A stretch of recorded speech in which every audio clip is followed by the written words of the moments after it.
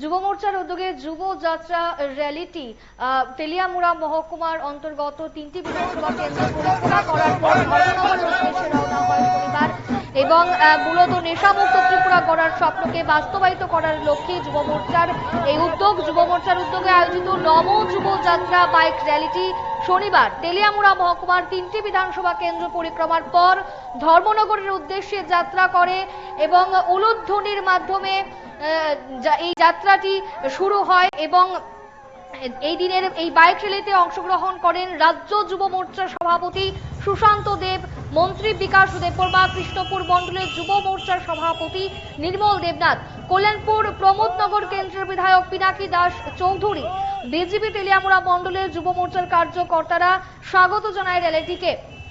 তেলিয়ামুড়ার মহকুমার 3টি বিধানসভা কেন্দ্র পরিক্রমার পর ধর্মনগরের উদ্দেশ্যে যাত্রা করে এই নম যুব যাত্রা বাইক র্যালিটি।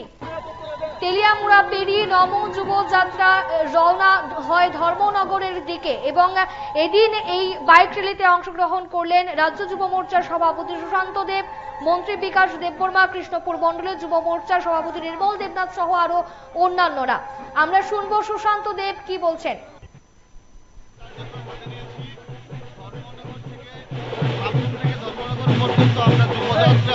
আমরা যুবযাত্রা আয়োজন করেছি।